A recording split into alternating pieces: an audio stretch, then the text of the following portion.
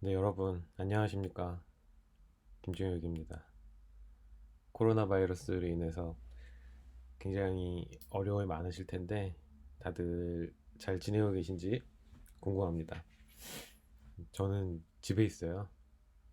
여러분들과 학교에서 만나야 되는데, 이제 학교도 웬만하면은 나오지 말라 그러더라고요. 그래서 집에서 재택근무를 하고 있습니다. 건강 항상 유념하시고요. 지금은 사실 이런 수업 하나보다 건강이 최우선입니다. 그래서 수업의 질이 조금 하락하는 측면이 있다고 하더라도 이렇게 재택 수업으로 공부를 계속 하시다가 나중에 상황이 좀 진정이 되면 그때 다시 만나면 좋을 것 같습니다. 어, 이번에 여러분들이 이제 수강하신 과목은 이제 국제통상정책 특수연구라는 과목이에요. 근데 제가 방학 동안에 이제 강의 준비를 하면서 어떻게 이 수업을 이제 운영을 할까 가만히 생각을 해봤는데 이제 그 생각한 결과를 조금씩 말씀드리는 시간을 갖겠습니다. 첫 시간이니까 너무 힘들지 않게 이렇게 하겠습니다.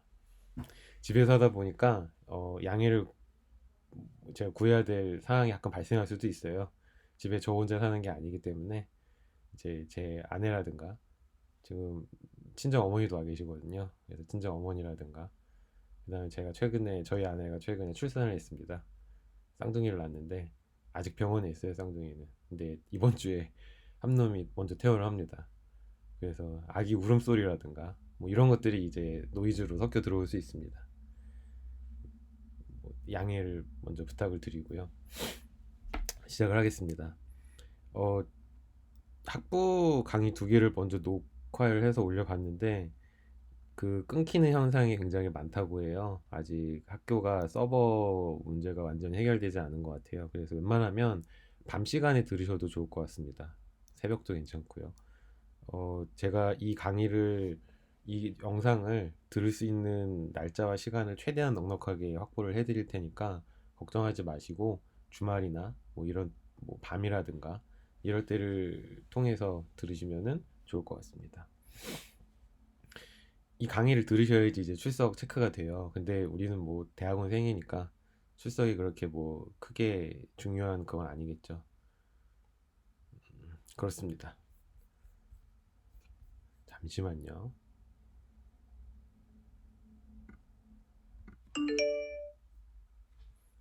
네, 하나하나 차근차근 이 수업에 대해서 말씀을 드리겠습니다. 먼저 이 부채통상정책 특수연구라는 과목의 수업 난이도에 대해서 먼저 말씀을 드릴게요. 이게 지금 재택 수업으로 진행이 되잖아요. 제가 판서를 자유롭게 할 수 없는 상황이고 학생분들의 어떤 이해 정도 수준을 실시간으로 파악을 해서 난이도를 조절할 수 없는 지금 상황입니다. 물론 여러분들은 사이버 캠퍼스 상에 이제 질의응답 그 게시판이 있거든요. 거기를 이용해서 이제 궁금하신 것을 저한테 물어보실 수가 있지만 아무래도 한계가 있어요. 그래서 어쩔 수 없이 수업 난이도를 많이 낮춰야 될 것 같습니다. 어, 그래서 좀 아쉬워하시는 박사과정에 계신 분들은 아무래도 좀 아쉬우시겠지만은 어쩔 수가 없습니다. 대신에 이제 잠시만요. 마이크 음량이 너무 작다 그래서 제가 이 문제를 해결하고 오겠습니다. 네. 만약에 제 목소리가 잘 안 들리시면은 꼭 말씀을 해주세요. 네, 됐습니다. 저도 처음 해보는 거라서 정신이 없습니다, 지금. 여기까지 나왔는데 이런 것도 하라 그러니 참. 아까 하던 말씀을 계속 드리면 어, 그래서 좀 난이도에서 아쉬움을 느끼는 박사과정에 계신 분들이나 아니면은 석사 고학년에 계신 분들은 제가 자료실에 리딩 리스트를 올려드릴 거예요. 즉 수업 시간에는 기본적인 개념에 대해서만 배우고 그것만 배워도 아마 시간이 부족할 겁니다. 왜냐하면 이게 3시간 한 주에 3시간짜리라 그래도 녹화를 3시간 할 수는 없거든요. 이 동영상을 시청하는 시청자의 집중력이 3시간을 절대 가지 못해요.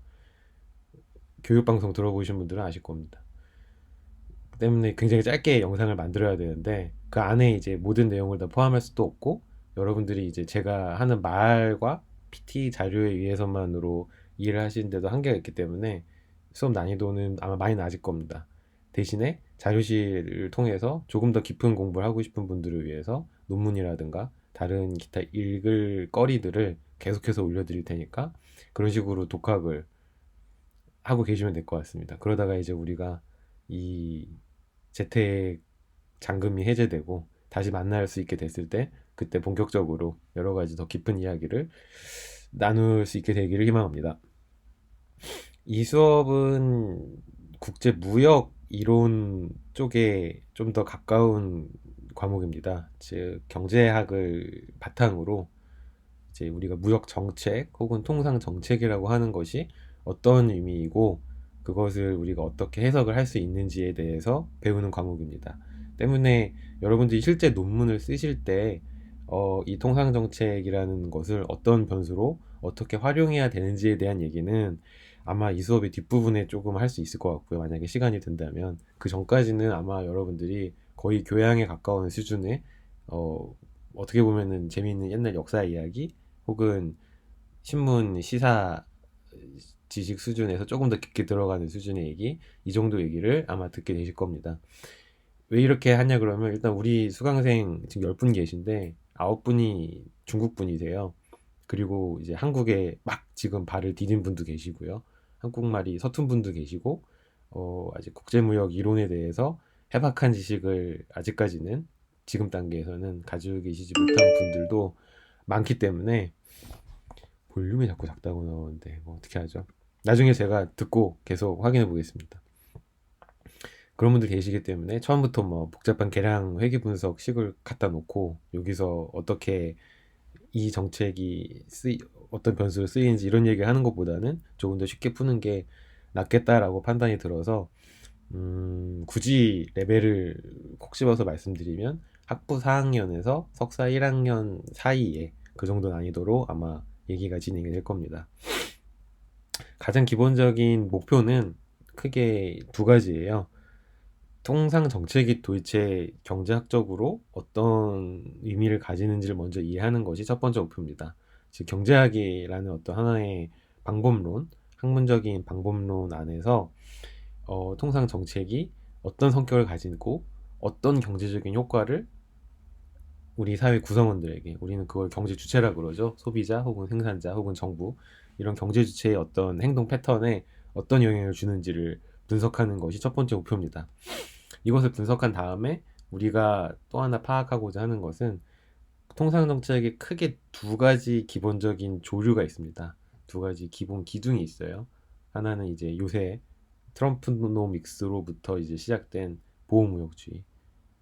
이제 우리가 트럼프노믹스 혹은 중국과 미국 간의 통상무역 마찰, 이 모든 과정이 각국 간에 이제 행해지고 있는 보호무역주의 기조 때문에 발생한 것이다라고 큰 틀에서 이해를 하고 있는데, 이 보호무역주의에서 사용되는 여러 가지 정책 방법이 있습니다.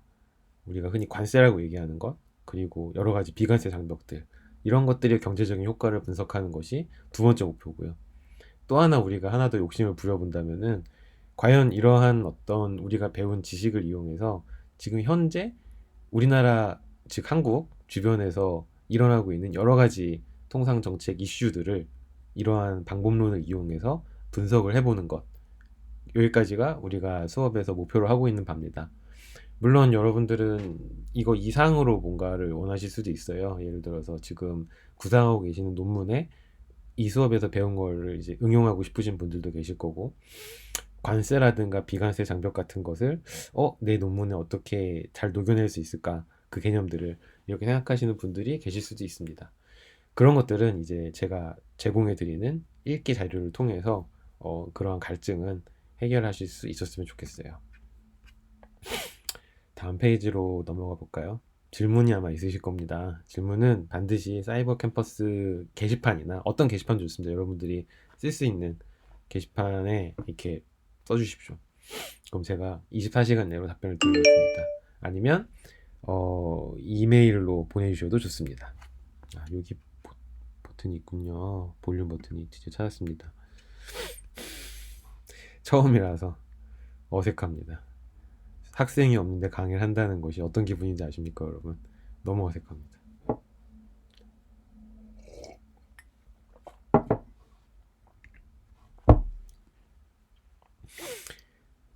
말씀드린 바와 같이 이제 우리가 목표로 하고 있는 이 강의의 가장 아마 많은 시간을 할애할 부분은 여러 가지 통상 정책의 수단들이 있습니다. 관세, 그리고 뭐 보조금 정책, 혹은 쿼타 같은 비관세 장벽들, 이런 것들이 경제학적으로 분석을 했을 때 어떠한 효과를 생산자와 소비자에게 줄 수 있는지, 아마도 미시경제학의 영역 안에서 이런 것들을 소화하게 될 겁니다. 그래서 제가 여러분들한테 요구하는 기본적인 지식은 경제학 원론, 그리고 미시경제학의 일부분, 그리고 국제무역론, 다 학부 과목들입니다. 일부분, 이 정도 지식이에요. 오늘 이제 그러한 것들에 대해서, 즉 우리가 이 강의를 듣기 위해서 필요한 기본적인 배경 지식에 대해서 간단하게 리뷰를 할 거니까, 혹시 리뷰 도중에 이해가 안 되는 부분이 있다면 꼭 저에게 말씀을 해주십시오.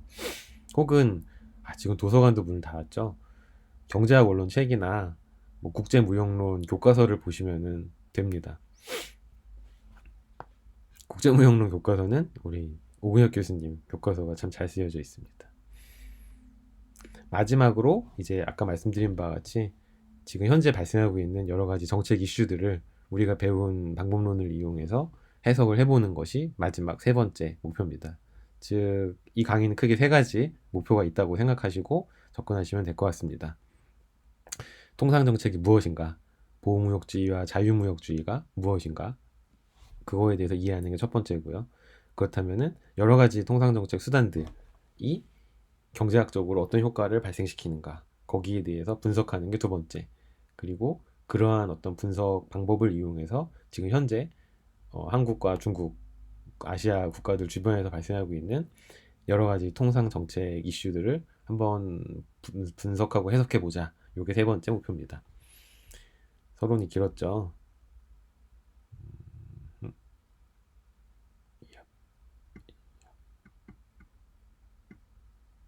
네. 크게 제가 지금 고려하고 있는 이제 우리 세 번째 파트에서 우리가 같이 한번 살펴보고 싶은 통상 정책 이슈는 크게 세 가지가 있습니다. 하나는 동북아시아, 즉 North Eastern Asian Countries 국가들이 가지고 있는 특수성이 있어요. 남한과 북한만 해도 그렇고요. 중국과 대만만 해도 굉장히 특수한 관계죠. 그리고 한국과 일본, 굉장히 특수한 관계입니다. 그리고 일본과 중국, 만만치 않은 어떤 역사적인 관계가 있죠. 이러한 어떤 정치적인 긴장, 그리고 정치적인 특수적인 관계, 이것이 통상정책에 큰 영향을 준다는 것을 이해하고, 그 이해의 바탕 위에서 경제학적인 분석을 해야 좀 더 효과적으로 이 동북아시아 국가들 사이에서 지금 벌어지고 있는 통상정책 이슈를 올바르게 해석할 수 있다는 것이 이제 첫 번째 제가 생각하고 있는 방향입니다. 거기에 대해서 여러 가지를 공부해 볼 거예요. 근데 이 동북아시아 지역에 있는 국가들이 전 세계 GDP의 3분의 1 정도를 차지할 정도로 굉장히 비중이 큰데, 이 국가들이 공통적으로 맺고 있는 중요한 관계가 하나 있습니다. 바로 미국이라는 나라인데요. 때문에 중국과 미국, 한국과 미국, 일본과 미국, 이 경제적인 관계를 이해하는 것이 또 다른 어떤 중요한 이해 연결고리이기도 합니다. 지금 친정 어머니가 돌아오셨어요. 등산을 마치시고 막 돌아오셨습니다. 생방송도 아닌데. 마지막으로 이제 좀 된 이슈인데 아직까지도 계속 활발하게 논의가 되어야 될 이슈이기 때문에 이것도 지금 고려 중에 있습니다. 트럼프노믹스라고 하는 굉장히 중요한 이슈죠. 보호무역주의가 이제 영국의 브렉시트, 그리고 미국의 트럼프노믹스, 그리고 일본의 아베가 장기 집권하면서 발생한 한국에 대한 어떤 경제 조치들, 이런 것들로 인해서 이제 신보호무역주의라는 새로운 어떤 보호무역주의 흐름이 전 세계적으로 발생을 한 것이 2017년에서 2018년 무렵입니다. 그리고 그 여파가 아직까지 가시지 않았죠. 때문에 여기에 대해서도 분석을 해보는 것이 한국의 통상정책, 그리고 뭐 중국 분들 많으시니까 중국의 통상정책에 대해서 이해하는데 굉장히 중요한 키워드가 될 거라고 생각을 해서 이것도 한번 고려를 해보고 있습니다. 여기에 대한 리딩 매테리얼은 굉장히 많은 편이에요. 그래서 여러분들이 능동적으로 찾아서 읽으셔도 좋고요. 제가 여기에 대해서는 수식이 그렇게 많이 필요하지 않은, 수학적인 배경 지식이 많이 필요하지 않음에도 불구하고 굉장히 잘 쓰여진 좋은 논문들도 많이 있으니까요. 그런 것들도 많이 올려드리겠습니다. 읽으면 좀 아마 생각이 정리가 되실 거예요. 논문 방향을 정하실 때도 도움이 됐으면 좋겠습니다.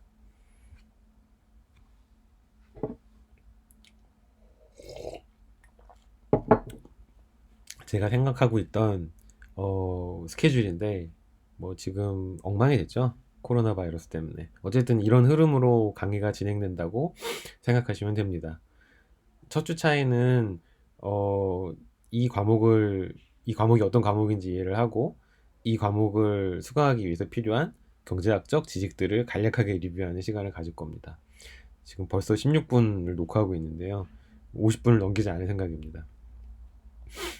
여러분들 집중력이 그 정도까지 안 되기 때문에 저도 그래요. 저도 들어야 되는 동영상 강의가 있거든요. 뭐 연구비 타거나 그럴 때 한국연구재단에서 뭐 들으라 그래요. 뭐 성차별 금지 교육, 뭐 갑질 금지 교육 이런 거. 제 대학원생 분들이 저한테 갑질을 당하고 계신지는 잘 모르겠지만 어쨌든 그런 교육을 받습니다. 갑질이라고 하면 이렇게 좀 뭐죠? 괴롭힘 그런 겁니다. 지위를 이용한 괴롭힘.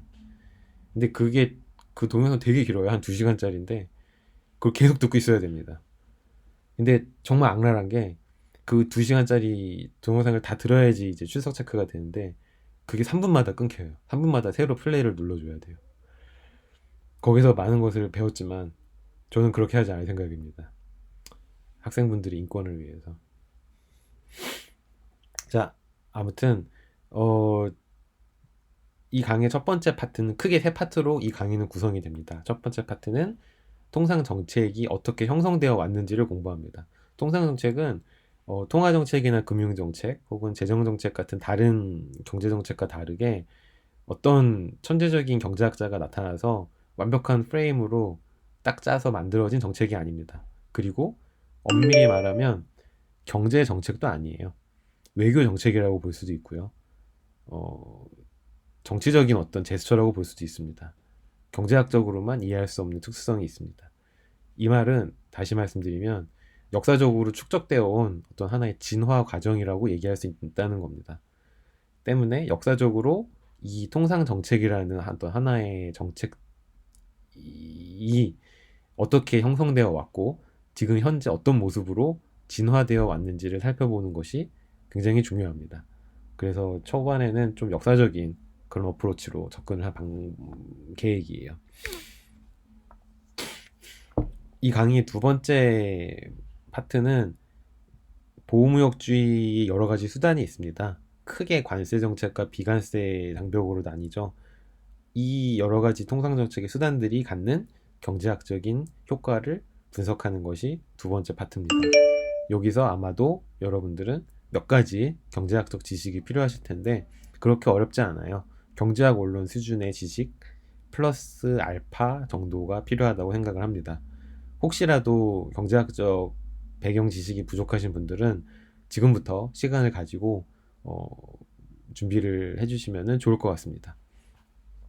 중간에 중간고사를 봐야 되는데 중간고사가 과연 우리가 볼 수 있을지, 중간고사 때까지 재택 수업이 풀릴 수 있을지 잘 모르겠어요.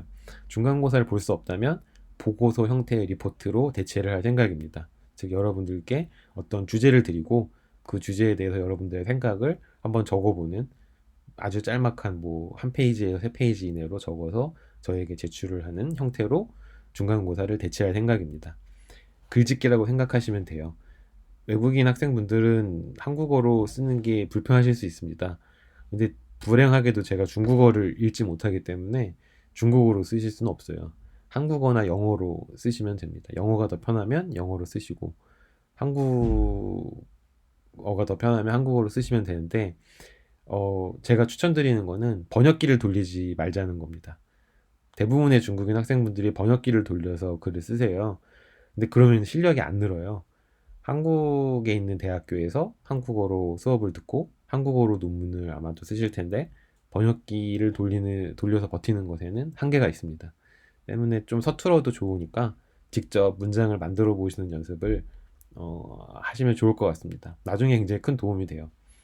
저도 외국어를 잘하는 편은 아니지만 영어로 글 쓰는 게 저도 굉장히 힘들거든요. 근데 계속 써 버릇하면 이게 됩니다, 이게. 결국엔 돼요. 시간과 노력을 이기는 건 없어요. 우리 레벨에서는. 마지막 세 번째 파트는 현재 발생하고 있는 여러 가지 통상정책 이슈들을 한번 해석해 보는 겁니다. 여기서부터는 조금 재밌어지겠죠.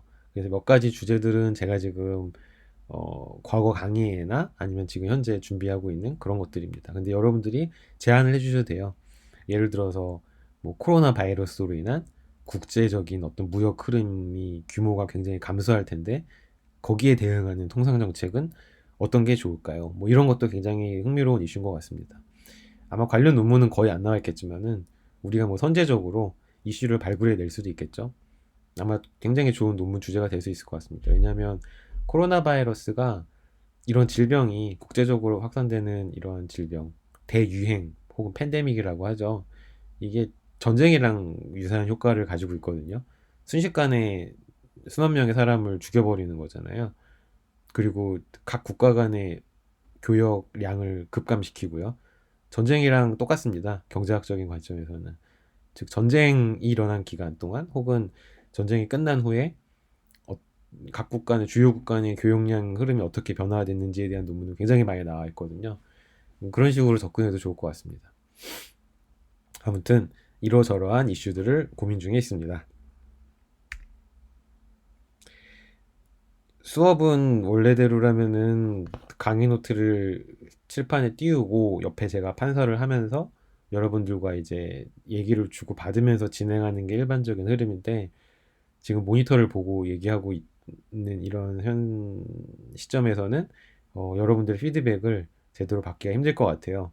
그래서 좀 부족하지만 이렇게 영상과 PT 파일을 이용해서 공부를 하시고, 제가 추가적으로 논문이나 보고서들을 자료실에 올려드리면 그거를 같이 읽으면 좋을 것 같습니다. 이거는 학부 거니까 뭐 생각하지 않으셔도 되고요. 우리는 어, 아마도 중간고사, 기말고사, 그리고 출석 이렇게 세 가지가 아마 점수에 들어갈 겁니다. 뭐 학점은 크게 걱정 안 하셔도 됩니다. 출석 꼬박꼬박 하시고 중간고사, 기말고사에 참석하셔서 최대한의 노력을 하시고 그러면 뭐 당연히 패스할 수 있는 점수가 나오겠죠. A를 받고 싶다 하시는 분들은 공부를 열심히 하시면 되고요. 나는 뭐 B 정도로 충분하다. 그러면 그냥 수업을 듣고 수업에서 들은 내용을 잘 정리하시면 됩니다. 여기까지 질문 있으십니까? 질문을 뭐 얘기하실 수도 없는 상황일 텐데 이메일 주시던가 게시판에 올려주십시오. 계속 볼륨이 작다고 나오네요. 다시 한번 볼륨을 높여보겠습니다. 볼륨을 높이기 위해선 여기에 들어갑니다. 그래서 이거를 최대한으로 높여보겠습니다. 잘 들리시나요? 이 정도면. 자, 이 수업에 필요한 선수 지식 혹은 프리키지 콜시스라고 우리가 얘기할 수 있겠죠. 크게 네 가지가 있습니다. 하나는 경제학 원론에서도 미시경제학적인 부분들이 조금 필요합니다. 수요 곡선과 공급 곡선, 이 뭔지 아시면은 뭐 크게 문제 없을 겁니다. 그리고 후생 경제학이라고 한다면은 웰페어, 즉 생산자 잉여, 소비자 잉여, 소비자 후생, 생산자 후생 이런 말을 들어보신 적이 있다면 아마 문제가 없을 겁니다. 조세의 귀착은 생산자와 소비자 중에 뭐 조세를 부과했을 경우, 어느 한쪽에 조세를 부과했을 경우 그 조세에 대한 최종적인 책임을 누가 지는가. 기억이 안 나셔도 나중에 같이 한번 공부할 테니까 걱정하지 않으셔도 되고요. 탄력성은 가격이 몇 퍼센트 올랐을 때 수요량이나 공급량이 얼마나 크게 혹은 작게, 얼마나 민감하게 혹은 얼마나 둔감하게 반응하는가. 여기에 대한 게 바로 탄력성에 대한 얘기입니다. 다 경제학 원론 수준에서 이해 가능한 범위고요. 경제학 원론 처음 한 3분의 1 부분에 나와 있는 얘기들이기 때문에 한번 훑어보시면 이해가 되실 겁니다. 그 다음에 이제 우리가 필요로 하는 조금 더 고급 지식들이 있어요. 하나는 미시경제학 혹은 미시경제론에 나오는 소비자 선택 이론입니다. 즉, 앞서서 경제학 원론에서 배웠던 수요 곡선을 조금 더 심화해서 이제 분석을 한 내용인데요. 이거는 각 학파, 경제학에는 학파가 있잖아요. 학파마다 크게 이견이 갈리지 않고 하나의 거의 법칙처럼 받아들여지는 부분이기 때문에 어떤 교과서를 보셔도 아마 내용은 대동소이할 겁니다. 즉, 소비자의 경제학적인 행동은 어떨 때 가장 효용을 극대화하는가에 대한 내용입니다. 이거에 대해서도 우리는 같이 이제 이번 학기 내내 여러 번 반복해서 말씀을 드릴 거기 때문에 크게 고민하지 않으셔도 됩니다. 간단하게 결론부터 말씀드리면 소비자는 소비를 많이 하면 할수록 좋아해요. 근데 우리 주머니 사정은 한정돼 있잖아요. 즉, 우리가 한정돼 있는 수입 안에서 가장 많이 소비할 수 있는 최적점을 찾으면 소비자의 효용이 극대화된다고 얘기합니다. 마찬가지로 생산자는 뭐 물건 하나를 생산하고 판매할 때마다 비용이 발생하겠죠. 비용을 최소화시키면서 가장 많은 물건을 팔면 이윤이 극대화됩니다. 이윤이 극대화되는 어떤 생산자 측면의 입장이 있겠죠. 그리고 효용을 극대화시키는 소비자 측면의 입장이 있을 겁니다. 이 두 입장이 시장에서 딱 맞아 떨어졌을 때 그 시장은 균형을 이룬다고 얘기합니다. 즉, 소비자가 사고 싶어 하는 물건의 양이 있을 거고요. 생산자가 팔고 싶어 하는 물건의 양이 있을 겁니다. 이 두 개가 딱 맞아 떨어지는 어떤 시점이 있을 거예요. 그게 바로 시장의 균형 양이고, 시장의 균형 양이 결정되는 시장 가격이 바로 균형 가격이 됩니다. 간단하죠? 그렇게 어려운 얘기가 아닙니다.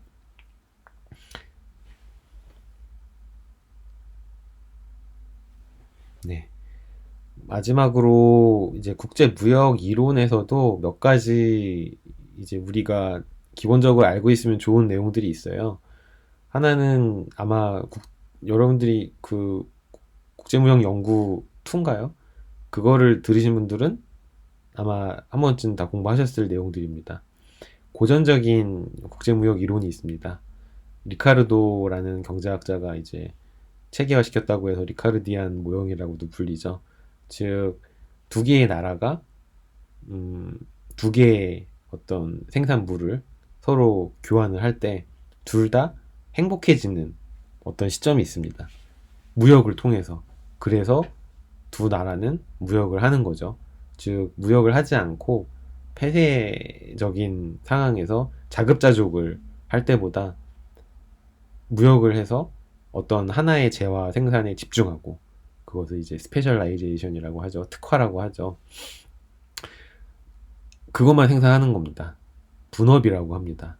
즉, 특화와 분업을 통해서 한 국가가 조금 더 잘 생산할 수 있는 하나의 제품을 생산해서 다른 나라에 팔고, 그렇지 못한 제품을 수입을 한다면 두 나라 모두 좀 더 해피해질 수 있다라는 것이 이제 리카르도 모형의 핵심 정리였죠. 이 정도만 알고 계시면 됩니다. 핵시올린 모형은 리카르도 모형을 조금 더 심화시킨 버전입니다. 리카르도 모형은 물건의 생산에, 제품의 생산에 들어가는 생산 요소가 오직 노동만 있다고 가정을 했는데, 헥시올린 모형은 노동과 자본 두 개가 있다고 가정을 합니다. 때문에 어떤 제품은 상대적으로 그 비율에 있어서 투입 비율에 있어서 상대적으로 자본보다 노동이 더 많이 투입되는 재화가 있을 거고요. 어떤 재화는 그 비율이 투입되는 비율이 자본 쪽이 좀 더 많이 투입되는 재화가 있을 겁니다. 그리고 각 나라마다 자본이 상대적으로 더 풍부한 국가가 있을 거고요. 노동 자원이 더 풍부한 국가가 있을 겁니다. 한국 같은 경우에는 아주 대표적인 노동 풍부국이었죠. 6.25 이후부터. 인구가 굉장히 많았고, 좁은 땅덩어리에 비해서 자원은 부족했어요. 공장도 부족했고, 가지고 있는 기술 수준이나 지식도 굉장히 부족했던 것이 1950년대부터 70년대, 80년대까지의 한국의 상황입니다. 대표적인 노동 풍부국이었어요. 헥시올린 모형은 한국과 같은 노동 자원이 풍부한 국가는 노동 집약적인, 즉 하나의 재화를 생산할 때 상대적으로 노동력이 좀 더 많이 투입되는 재화를 생산하는 것이 무역을 통한 이득을 조금 더 높일 수 있다고 얘기합니다. 그것이 헥시올린 모형의 기본적인 원리예요. 세계적으로 잘 알려져 있는 자본 풍부국은 미국이죠. 즉 미국은 자본 집약적인 제품을 생산하는 것이 유리합니다. 컴퓨터라든가 아니면 휴대폰이라든가. 그래서 실리콘밸리가 미국에 있는 거겠죠.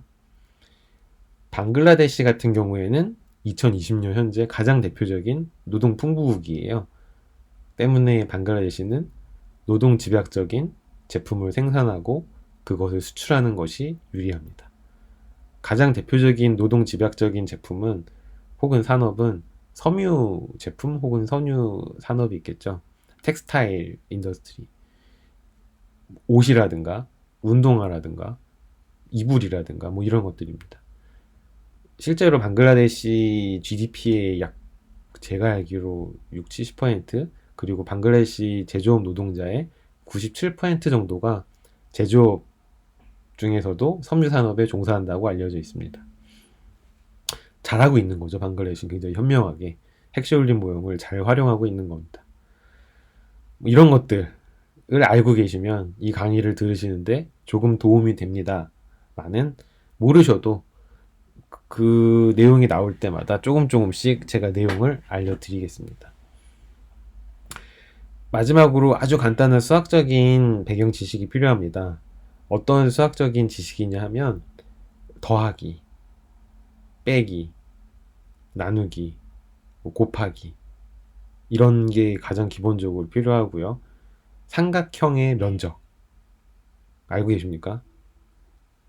평행사변형의 면적은 몰라도 됩니다. 마름모꼴의 면적도 모르셔도 돼요. 그냥 삼각형의 면적 구하는 법 정도만 알고 계시면 됩니다. 그 다음에 아주 기본적인 미분과 적분의 정의 정도? 실제 미분을 하실 일은 없어요. 미분이 뭐고 적분이 뭔지 정도만 알고 계시면 됩니다. 제가 알기로 중국 교육 시스템도 굉장히 우수하다고 알고 있습니다. 그래서 미분과 적분 정도는 아마 알고 계실 거라고 생각을 합니다. 전 다 까먹었거든요. 그럼 하나하나 살펴볼까요?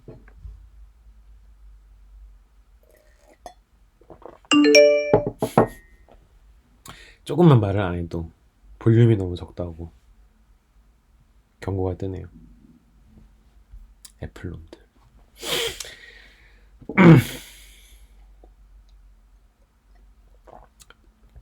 경제학에는 몇 가지 법칙이 있는데요. 그 중에서 가장 유명한 법칙은 수요의 법칙과 공급의 법칙입니다. 수요의 법칙은 시장에서 물건을 사는 사람들의 법칙이에요. 그들이 어떤 일정한 패턴을 가지고 물건을 산다고 얘기하는 것이 수요의 법칙입니다.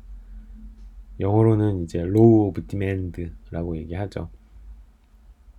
수요의 법칙은 한마디로 모든 소비자들은 가격에 반응을 하는 겁니다. 시장 가격이 있잖아요. 이 시장 가격에서 내가 물건을 사야 될까 안 사야 될까 고민을 한다는 겁니다. 저만 해도 그래요. 저만 해도 뭐 아이폰 가격이 200만 원이다. 안 사죠. 근데 5만 원이다. 그럼 당장 삽니다. 가격에 반응을 하는 거죠, 저 같은 사람은. 근데 개인적으로 이 어떤 특정 제품에 지불하고자 하는 마음은 다 주관적이어서 달라요. 예를 들어서 저 같은 경우에는 애플 제품을 굉장히 좋아하기 때문에 아이폰 가격이 조금 비싸도 웬만하면 삽니다. 이제 한국말로 이제 호구라고 하는데요, 저 같은 사람은. 근데 어떤 현명한 소비자는 애플 제품이 삼성 갤럭시 휴대폰보다 비싸기 때문에 안 산다고 하는 사람도 있습니다. 그 사람의 지불 용의는 저의 지불 용의보다 조금 더 낮은 거죠. 즉 개개인이 가지고 있는 지불 용의는 다 다릅니다. 근데 이제 개개인이 가지고 있는 어떤 각 가격 수준에서의 반응하는 정도, 그거를 다 모아놓으면은 뭐 애플 아이폰 시장의 수요량이 각 가격 수준마다 측정이 되겠죠. 근데 이렇게 다 모아놓고 보니까 경제학자들이 보니까 재밌는 현상이 하나 발견이 된 거죠. 어, 가격이 높으면 높을수록 시장에서 소비자들은 그만큼 물건을 사고 싶어 하지 않는다는 겁니다. 가격이 낮으면 낮을수록 더 많은 것을 사고 싶어 한다는 거죠. 즉, 가격 수준과 시장의 전체적인 수요량, 퀀티티 간에는 이제 서로 반비례하는 음의 상관관계가 존재한다는 것이 수요의 법칙입니다. 그래프로 그리면 기울기가 마이너스가 되는 하나의 곡선 혹은 직선이 나오겠죠. 세로축에 가격을 그리고 가로축에 수요량을 그리면 2차원 그래프를 그리면 아마도 아래로 쭉 내려가는 우하향하는 그래프가 하나 그려질 겁니다. 공급의 법칙은 반대로 생산자들이 가격에 반응하는 정도를 측정한 어떤 하나의 법칙입니다. 여기도 패턴이 존재한다고 생각을 해요. 근데 생산자의 경우에는 지불 용의는 고려하지 않고 이들이 중요하게 생각하는 것은 생산 비용이라고 가정을 합니다. 즉 아이폰을 만드는 애플 그리고 중국의 폭스콘 이런 생산자들은 생산 단가가 굉장히 중요하죠. 즉 아이폰 하나를 만들기 위해서 50만 원을 투입을 했는데 잠시만요. 네. 밖에서 어머니가 또 들으셔갖고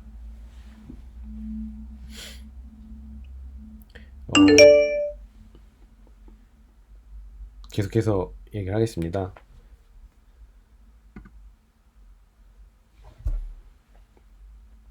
생산자들은 자기네들이 하나의 물건을 생산하기 위해서 투입되는 비용보다 더 높은 가격으로 물건을 사고 싶어 합니다. 물건을 팔고 싶어 합니다. 비용보다 더 낮은 가격으로 물건을 팔면 손해를 보는 거죠. 이윤이 마이너스가 되기 때문에 장사를 접어야 됩니다. 그런 상황이 계속된다면. 때문에 생산자들 혹은 물건의 공급자들에게는 생산 비용이 굉장히 중요한 시장 가격을 결정하는 데 있어서 굉장히 중요한 척도가 됩니다. 만약에 생산 비용이 점점 증가해요. 그러면 당연히 그거보다 높은 가격으로 물건을 팔아야겠죠. 반대로 얘기한다면 시장 가격이 점점 높아집니다. 그러면 생산자 입장에서는 물건을 많이 팔면 팔수록 좋은 거예요. 돈을 더 많이 받을 수 있으니까요. 즉 시장 가격이 상승하면 상승할수록 공급자들의 공급량도 시장 전체적인 공급량도 점점점 증가하기 때문에 공급의 법칙에 의하면 시장 가격과 공급량 간에는 양의 플러스의 상관관계가 있습니다. 2차원 그래프로 그리면 위로 쭉 뻗어나가는 오른쪽 위로 뻗어나가는 형태의 기울기가 플러스인 직선 혹은 곡선이 그려지겠죠. 이게 수요와 공급의 법칙입니다. 그래프로 그리면 아마 이렇게 될 거예요. 이거는 아이스크림 시장을 나타내고 있네요. 아이스크림의 가격이 여기 보시는 바와 같이 굉장히 가격이 세로축에 그려져 있고요. 수량이 가로축에 그려져 있습니다. 가격이 높으면 수요량은 굉장히 적어요. 한 개 혹은 두 개. 근데 가격이 높으면 공급량은 굉장히 많습니다. 11개, 12개. 더 많이 팔고 싶어 하는 거죠. 더 적게 사고 싶어 하는 거고요. 공급과 수요가 이 가격에서는 만나질 못해요. 균형이 발생하지 않는 겁니다. 그러면 가격이 떨어지겠죠. 공급자들은 물건을 못 파는 거잖아요. 한 개 혹은 두 개밖에 못 팔아요. 이 가격에서는. 때문에 가격을 낮추겠죠. 한 2달러까지 낮춰지면 수요자들은 7개를 사고 싶어 하고 공급자들도 7개를 팔면은 좋다고 판단을 합니다. 이때 이제 균형이라는 것이 달성이 되고요. 아이스크림의 균형 거래량은 7개가 되고 아이스크림의 균형 가격은 2달러가 됩니다. 간단하죠. 아주 간단한 시장의 균형을 나타내는 그래프입니다. 근데 이 공급 곡선과 수요 곡선 그리고 시장의 균형 개념은 앞으로 계속 나올 거기 때문에 반드시 머릿속에 그리고 마음속에 잘 간직해 두시기 바랍니다.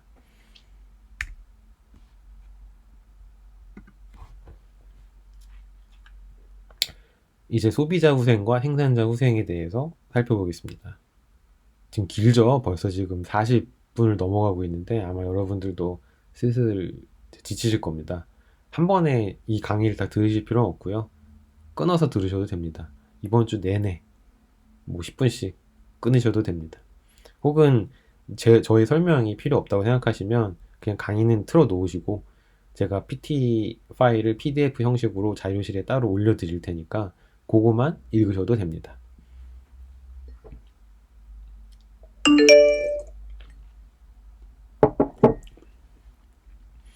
소비자 후생의 개념을 간략하게 살펴볼게요.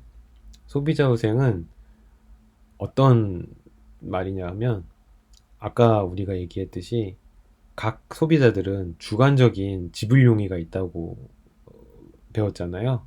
즉 똑같은 가격에 똑같은 품질의 제품이라고 해도 어떤 사람은 더 많이 돈을 주고 사고 싶어 하고 어떤 사람은 그거보다는 조금 낮게 가치를 매기는 사람도 있습니다. 근데 만약에 제가 아이폰을 100만 원이라고 해도 사고 싶어 해요. 즉 저는 아이폰이라는 제품의 가치를 100만 원으로 제 주관적으로는 측정을 하고 있는 거죠. 근데 시장 가격이 50만 원으로 풀렸습니다. 할인해서. 그럼 저는 50만 원을 주고 아이폰을 살 수 있는 거예요. 저는 아이폰의 가치를 100만 원이라고 생각했는데 시장에서 매기는 아이폰의 객관적인 가치는 50만 원이기 때문에 제가 50만 원을 주고 아이폰을 사면 저는 만족도가 있겠죠. 100만 원이라고 생각했던 아이를 50만 원에 드릴 수 있으니까 저는 행복해집니다. 얼마만큼 행복해질까요? 50만 원만큼 행복해지는 거죠. 이것을 경제학에서는 후생이라고 얘기합니다. 즉, 저의 주관적인 지불 용의보다 시장 가격이 낮을 경우 그 차이만큼 후생이 발생하는 거예요. 그러면 이제 적분의 개념을 사용하면은 시장 전체적인 소비자 후생은 어떻게 측정이 될까요? 생각해 보십시오. 수요 곡선이 있겠죠. 시장에서 결정되는. 그리고 시장 가격이 있을 겁니다. 정해진 시장 가격인 이렇게 수평선으로 존재하겠죠. 수요 곡선은 우하향하는 형태로 나올 거고요. 우하향하는 수요 곡선에서 수평의 시장 가격을 뺀 면적이 나오겠죠. 그것이 바로 그 시장의 전체적인 소비자 후생이 됩니다. 생산자 후생은 반대로 시장 가격이 생산 비용보다 높다면 생산자들은 비용보다 가격에서 비용을 뺀 것만큼 이윤이 실제로 발생하는 거니까 생산자는 물건을 팔겠죠. 그만큼 행복해지는 겁니다. 고기를 사 먹을 수도 있고 뭐 아이들한테 용돈도 줄 수 있고 어쨌든 이윤을 남기면 좋은 거잖아요. 근데 비용이 시장 가격보다 높으면 손해를 받고 파는 거니까 행복하지가 않아요. 즉, 시장 가격보다 생산 비용이 낮을 때, 다른 말로 하면 시장 가격보다 공급 곡선이 낮을 때 생산자 후생이 발생하고, 이 개별적으로 존재하는 생산자 후생을 다 더한, 즉 적분을 한 면적이 이 시장의 전체적인 생산자 후생이 됩니다. 어렵지 않습니다. 그래프로 표현하면 다음과 같아요. 파란색 선은 이 시장의 수요 곡선을 나타내고요. 개별 소비자의 수요 곡선이 아닙니다. 이 시장에 존재하는 모든 소비자들의 수요를 모아놓은 이 시장의 수요 곡선입니다. 빨간색 선은 이 시장의 공급 곡선을 나타내요.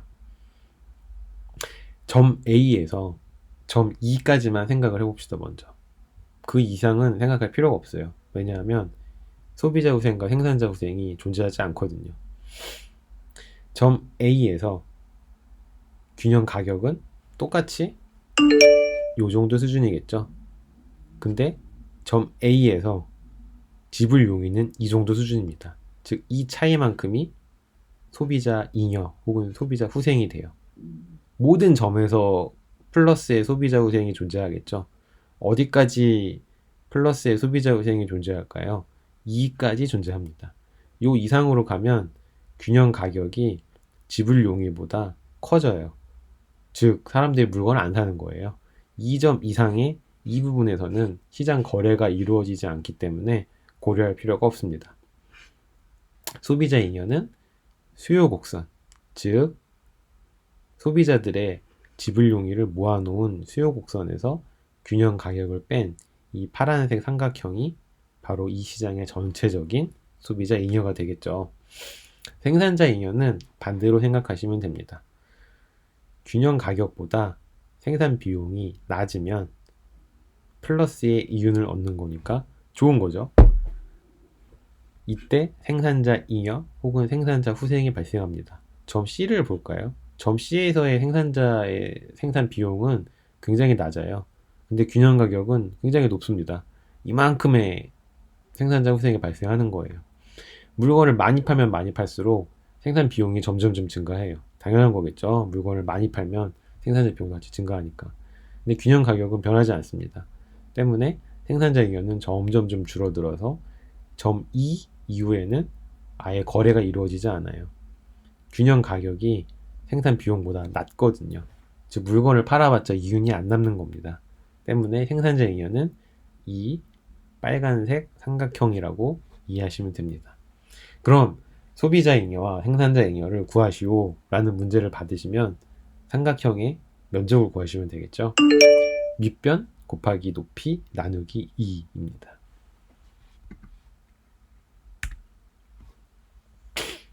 오늘은 여기까지만 얘기하고 그만 얘기해야 될 것 같아요. 더 얘기할 수도 있지만 여러분들의 집중력을 생각해서 짧게 줄이겠습니다. 부족한 부분은 또 추가적인 동영상으로 올려드리겠습니다. 탄력성은 앞에서 우리가 봤던 수요 곡선과 공급 곡선의 기울기와 상관이 있습니다.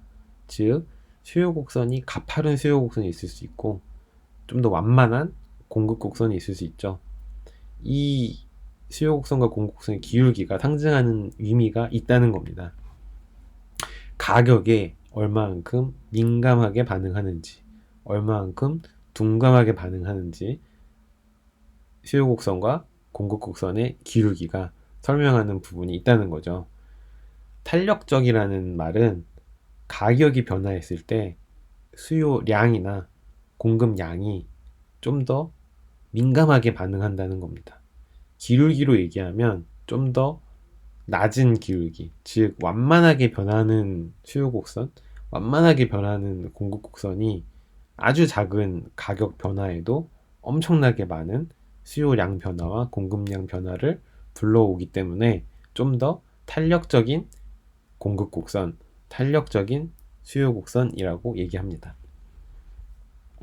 기울기가 가파르면 가파를수록 비탄력적이라고 얘기합니다. 여기서 이제 탄력성과 조세의 귀착 혹은 조세의 어떤 책임 전가 문제가 발생을 합니다. 가격의 변화와 세금의 부과 사이에는 굉장히 민감하고도 중요한 연결고리가 있는데요. 세금이 만약에 정부 측으로부터 부과가 되잖아요. 예를 들어서 물건 하나당 세금이 뭐 몇 달러 붙는다 라고 하면은 가장 먼저 반응하는 것은 그 물건의 시장 가격입니다. 시장 가격이 변하겠죠.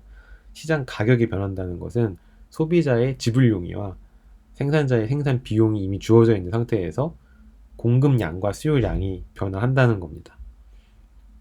얼만큼 많이 변화하는지가 바로 탄력성에 의해서 결정이 되겠죠. 결론만 먼저 말씀을 드리면 좀 더 비탄력적인 경제 주체일수록 세금을 적게 부담합니다. 비탄력적이라는 말은 세금으로 인한 가격 변화에 둔감하게 반응한다는 거예요. 좀 더 민감하게 가격 변화에 반응하는 쪽이 세금을 많이 부과하게 됩니다. 여기서 중요한 것은 이렇게 부과되는 세금의 종류가 수요자에게 붙는 소비세인지 생산자에게 붙는 뭐라 그러죠? 공급자에게 붙는 세금이든지 어디에 붙는지와는 아무런 상관이 없다는 거예요. 즉 누가 세금을 경제학적으로 더 많이 부과하는가는 공식적으로 정부가 어떤 경제주체에게 세금을 부과했는지에 의해서 결정되는 것이 아니라 공급자와 수요자가 내생적으로 가지고 있는 탄력성에 의해서 결정이 된다는 겁니다. 요 예를 한번 볼까요? 이 그림은 수요 곡선과 공급 곡선의 기울기가 달라요. 수요 곡선이 훨씬 가파르죠. 가파른 수요 곡선은 비탄력적인 겁니다. 보시면 네. 비탄력적인 수요 곡선과 상대적으로 더 탄력적인 공급 곡선이 있습니다. 세금이 총 이만큼 부과됐대요. 공급자에게 부과됐는지 소유자한테, 소비자한테 부과됐는지는 중요하지 않아요. 여긴 아예 나오지도 않아요. 그래서 세금이 어쨌든 이 정도 크기로 부과가 되면 그 누구에게 부과가 됐든지 이 세금은 수요자와 공급자가 나누어서 지불하는 형태가 됩니다. 경제학적으로 그렇다는 말입니다. 실제적으로는 뭐 소비세가 부과되면 소비자가 소비세가 부과된 만큼 높아진 가격만큼 지불을 하는 게 되겠지만은 그게 우리가 눈으로 보는 어떤 현상이라면 경제학적으로는 그 세금의 실제적인 책임은 공급자, 수요자가 나누어서 낸다고 얘기하는 거죠. 수요자가 굉장히 비탄력적인 수요 곡선을 가지고 있다면 세금을 훨씬 더 많이 낸다는 겁니다. 그리고 공급자는 세금을 상대적으로 더 적게 부담한다는 거죠. 이것이 탄력성과 조세의 귀착 사이에 있는 관계입니다. 만약에 세금이 붙지 않은 상태에서의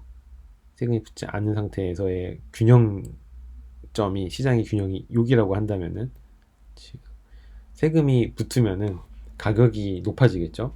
가격이 높아지면은 아마도 이 점이나 이 점으로 균형점이 옮겨질 거예요. 어떤 점으로 균형점이 옮겨지는지는 중요하지 않습니다. 중요한 거는 세금이 붙으면 균형량이 시장에서의 균형 거래량이 줄어든다는 거죠. 즉 세금의 부과는 시장을 뭐라 그럴까요? 좀 위축시키는 효과를 가지고 옵니다. 위축시키는 만큼 이제 그 세금으로 좀 더 좋은 데 쓰겠다는 건데 경제학자들이 이제 세금을 좋아하지 않는 이유이기도 하죠. 어쨌든 균형점이 이 점이든지 이 점이든지 옮겨가게 된다면 좀 더 비탄력적인 부분에서의 세금 부과량이 훨씬 많다는 거죠. 공급자는 상대적으로 탄력적인 공급을 가지고 있기 때문에 세금으로 인해서 가격이 변화했을 때 탄력적으로 공급량을 변화시킬 수 있는 능력을 가지고 있습니다. 하지만 수요자는 그렇지 못해요. 비탄력적이기 때문에 세금으로 인한 가격 변화에 대해서 굉장히 둔감하게 반응하고 때문에 세금으로 인한 가격 변화, 균형량 감소에 대한 충격을 고스란히 받게 됩니다. 그 다음으로 뭐 이러한 내용들을 배우게 될 텐데 이거는 다음 시간에 계속 얘기하도록 하시죠. 왜냐하면 시간이 벌써 1시간 다 됐기 때문에 일단 여기서 첫 번째 동영상은 마무리 짓도록 하겠습니다. 혹시 궁금하신 부분이 있으시다면 언제든지 게시판을 통해서 연락을 주시기 바랍니다. 건강 잘 챙기시고요. 제가 조만간 두 번째 영상으로 다시 찾아뵙겠습니다.